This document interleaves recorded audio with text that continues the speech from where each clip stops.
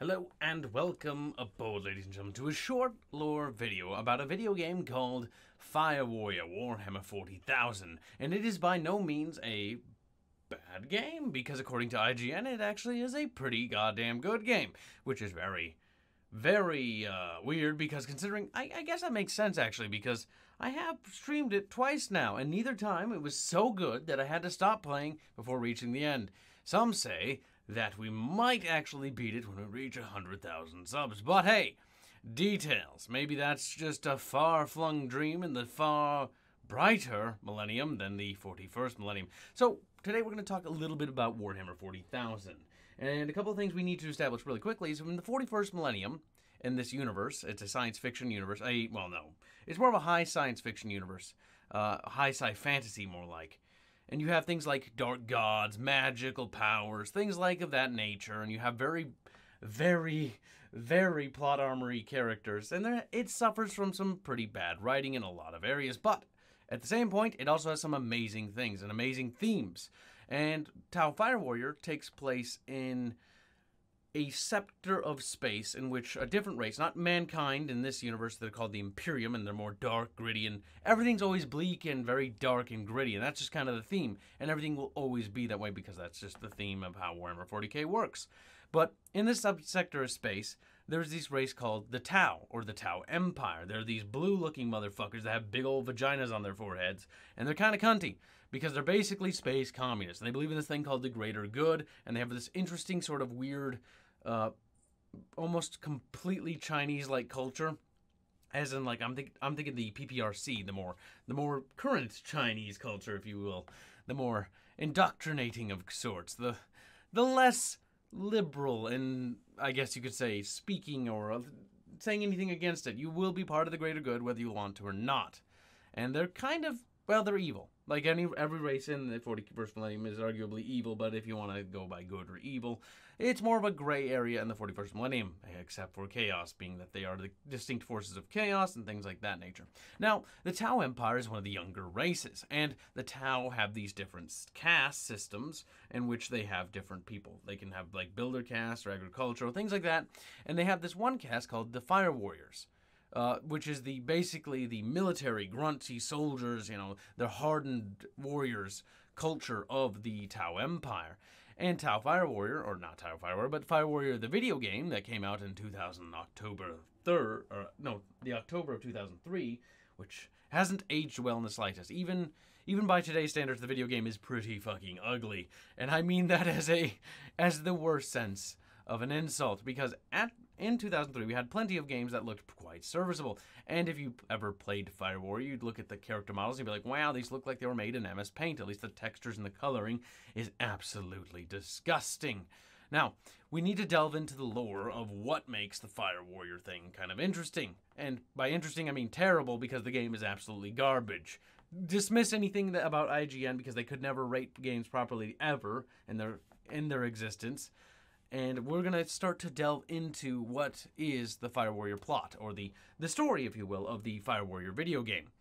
Now, the video game takes place over a 24-hour period of time, which is not at all that very expansive. Now, the book goes a little bit more in depth into the culture of Tau life and tries to expand on it, mind you, very fucking poorly, because the book is another one of those prime examples of crappy Warhammer 40k literature, which they're in abundance, by the way. And I have a friend, quick little side note before we delve into too much further, by the name of Arch Warhammer. He covers Warhammer 40k and Warhammer Fantasy, and he does a fucking fantastic job. And he can probably get, if you follow his channel, which I'll have a link in the description, you can find a little bit more information about the universe and more of the good stuff. Now, bear in mind, you're going to want to find guides, because again, it's like sorting through a pile of shit and shovelware, because the 41st millennium and even Warhammer Fantasy has become absolute shovelware garbage nowadays. But you can still find some fantastic pieces of literature or books, such as, maybe not my personal favorite, but the Horus Heresy, but one of my fucking amazing favorites of the Warhammer Fantasy universe, the Felix and Gotrek saga, and it's fucking phenomenal. But not to delve too much into that, back to FireWarrior. The game starts you off with some pretty high-quality cinematics, which is kind of surprising considering the gameplay. Now, the first objective of the game is you got to rescue an ethereal, and these ethereals, by the way, are like these these sort of like paragon figures in the Tau society. They're the peak of the society. And there's this ethereal named Kovash. You gotta bear in mind, I'm not particularly good with these linguistics that they have going on there. And he's been captured by a bunch of space marines. Not sure what chapter, I can't remember off the top of my head, but they were green, and maybe they were salamanders, possibly? I don't know, I'm not 100% certain. There's some character named Governor Severus who ordered him to be captured, and he's going to be relevant later on. Now, in the next section, the Tau send a ship filled with Tau FireWarriors to go and capture, or not capture, but liberate Kovash. And on the planet, they quickly find that they are maybe outgunned by a severe degree, as they're outnumbered, and they're immediately trying to quickly get to the prison and free Kovash before he dies or whatever from the evil Governor Severus, who's the bad guy in this story. And basically, the first mission is like you land in the trenches. For some reason, they have dropships and they decide to land people in trenches because when you could just fly over, okie dokie. And then you pretty much do a trench segment in which you just leave. You leave via the dropship, and then you take a dropship to go directly to the prison and say, like, oh, wait, we just gotta go straight to the prison. And then you go straight to the prison, and you liberate Kovash. Now, while you liberate Kovash, you do find out a couple of things. One, Governor Severus is pretty bad. He's a bad guy. He's your stereotypical arch-villain. He's bad, and he's evil, and you shouldn't like him. Also, Space Marines are at his beck and fucking call. They grovel at his feet. It's kind of absolutely disturbing. As someone who is not even deep into Warhammer 40k lore, but considers himself about average in terms of knowledge, the idea of just this one governor having these fucking space marines at his beck and call for fucking like scrubbing his fungus out of his toes is absolutely ludicrous in this universe. It would be the equivalent of the Battletech universe if I have a mech warrior would go up to like a mech tech and be like, in the clanners, by the way, and be like, yes, master, what can I do for you? Be like, what? No, you're at one of the pinnacles of societal structure. The Space Marines in the structure of the Imperium sit at an almost angelic place in which they can supersede the authority of most local commanders and officials and planetary governors as a whole, even sectors, questionably, in certain areas. And that's where you see certain conflicts erupt due to conflicting interests. But in this universe, in this book, or in this story, if you will, even the video game, is absolutely just cringy. It does violate a lot of its own lore, which is another example of terrible Warhammer 40k literature. But once they finally do rescue Kovash, the Ethereal, they get up back to their big old fucking ship, in which the Imperials jump in and immediately board them. And it's some pretty cool CGI, I must say. And you pretty much repel the boarders in what feels like a very poor knockoff of Halo. By the way, on the back of the box, it's like, it says something about like, oh, this is the game, you don't need Halo. Who needs Halo? You need FireWarrior. So this is one of those games that set out with an idea to kill a franchise or kill another game instead of making it stand up on its own feet. This is the same kind of crap that we saw with Warhammer Warhammer Online, which was a horrendous MMO. Inexcusably bad, and it flopped miserably. So there's no debate about that even remotely. But the idea of making your game or making a story to make it so bombastic and over the top to try to outdo someone else will inherently lead to failure, because you're already setting yourself up to fail because you're shooting for the top dog. And you're just immediately ignoring, building a good game that can stand on its own foundation with its own unique mechanics and own systems. Because the Warhammer 41st Millennium and the fantasy universe both have very interesting and unique mechanics, like the warp and other variations of things. And it doesn't really utilize it. I mean, there is the warp in FireWarrior, and you have things like these bubble-shielded tech priest guys, and like some chaos popping in, some hazardous environments, but they don't take advantage of the universe. And which is why most Warhammer games are considered shovelware these days. But that's kind of mute at this point. Once these fuckers, anyways, board your ship, they pretty much fucking knock out the engine so you can't escape, and then they kill the captain, who you're supposed to feel bad about, even though I didn't know who the fuck the captain was to begin with. Then you're pretty much sent on a task to reclaim the ship, and once you reclaim it, you hear some stuff about, what are these things slaughtering us, and it's really kind of cringy. And pretty much you counterboard the enemy Imperial vessel. And of course, it goes about as well as you'd expect. Obviously, the one-man Hate FireWarrior guy who's going around fucking slaughtering legions upon legions of fucking guardsmen and occasional space marines here and there, single-handedly manages to take the bridge and nearly kill the captain, which he is taken captive, and then they basically sort of capture him and use that as a bargaining chip to negotiate an armistice.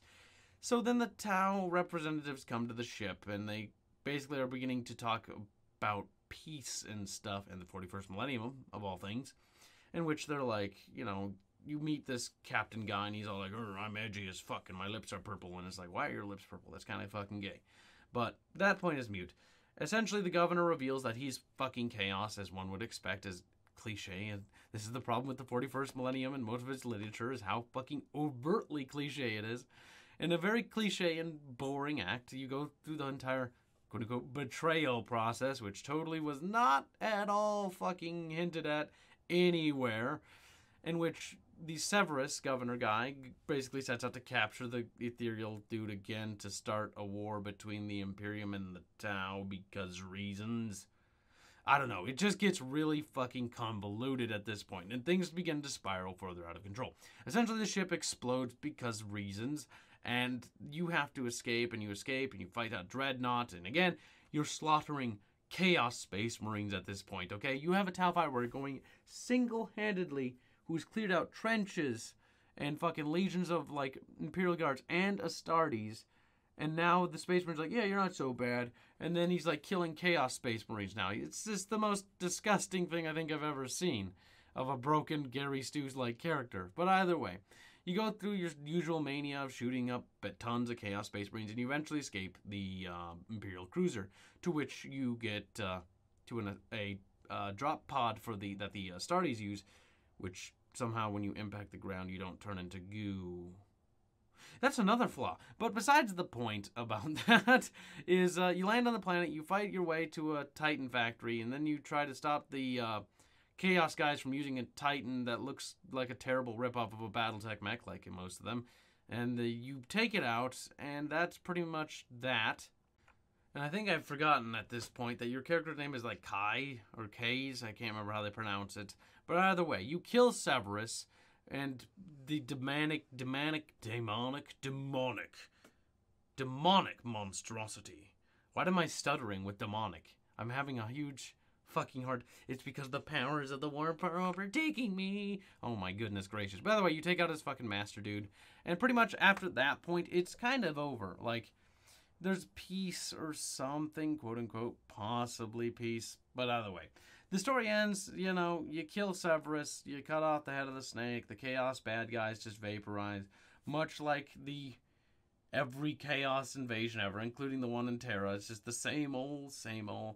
You kill the bad guys, and the Chaos seeks back to its fucking depths and herps and derps, and then it keeps repeating. And this cycle has been repeating since Warhammer 40k's inception. The same tired, boring story over and over. But that's kind of the point. Again, to bear in mind, that's not what makes 40k cool. The overarching story is actually fundamentally boring, but what makes 40k interesting is the factions and culture in the universe, which is kind of bizarre when you think about it. You think about the Imperium, you think heresy, you know, heretics, and how overzealous and comical it is. And that's kind of what is attractive about the 41st millennium, is the fact that it's over-the-top, cool, action-y bullshit. And you don't really need a brain to really fucking think about it too much. Throw in some Latin words, bam, you're in business. You got yourself a very ominous-sounding thing, Flavius Batatus Lupicus. Wow, so cool and deep. The Astra Militarum. The Adeptus Mechanicum. Herpty-derpty McFucking-do. And basically, that's kind of the quintessential story of FireWarrior. But the 41st Millennium is kick-ass, and it does have its fucking merits. Tons of death for no... can't even fucking think. It is... What is the best way to describe Warhammer 40k?